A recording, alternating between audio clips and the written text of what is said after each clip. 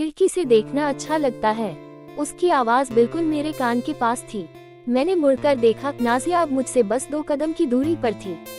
लाल रंग का रेशमी गाउन उसके बदन से चिपका हुआ था और बालों की एक लट उसके होठों पर थिरक रही थी। मैंने चाहा कि कुछ कहूँ, लेकिन जुबान जैसे हलक में अटक गई। अब चुप क्यों हो गए? उसने पूछा, वो जो रात दिन खिड़की से ताकते रहते हो, आज जब मैं सामने खड़ी हूँ तो देख नहीं सकते? उसके कदम धीरे धीरे मेरी ओर बढ़े। उसकी आंखों में न कुछ शर्म थी, न कोई हिचक, बस एक कच्चा खींचता हुआ इरादा। क्या देख रहे थे, बताओ न?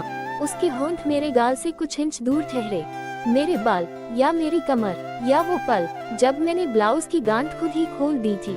मैंने एक लंबी सांस ली और फिर उसकी आंखों में झांकने की कोशिश की, लेकिन वो और आगे झुक गई। सिर्फ देखने की आदत है, या छूने की भी, उसने फुसफुसाकर कहा।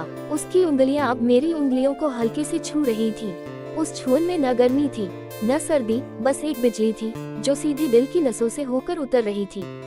एक बात बताओ, उसने मेरे सीने पर हाथ रखते हुए कहा, तुम्हारा दिल इतनी तेजी से क्यों धड़क रहा है? मैंने कुछ जवाब नहीं दिया। सांस अब भारी लग रही थी। नाजिया ने धीरे से मेरी टी शर्ट की कॉलर पकड़ ली और कहा, मैं सोच रही हूँ कि अगर मैं तुम्हारी शर्ट के बटन खोलूं तो क्या तुम मना करोगे? मैंने सिर्फ आंखों से न कहा। उसके होंठ अब मेरे कान को छू रहे थे। और अगर मैं तुम्हारे गले को ऐसे, उसने अपने नर्म होंठ मेरी गर्दन की नस के पास रख दिए। तो मेरी सांस रुक गई, हाथों की मुट्ठियां अपने आप कस गईं। तुम्हें नहीं लगता कि ये हवेली हमें थोड़ा ज्यादा ही करीब ले आई है? उसने कहा, या फिर मैं तुम्हें वही ला रही हूँ जहाँ मुझे चाहिए था।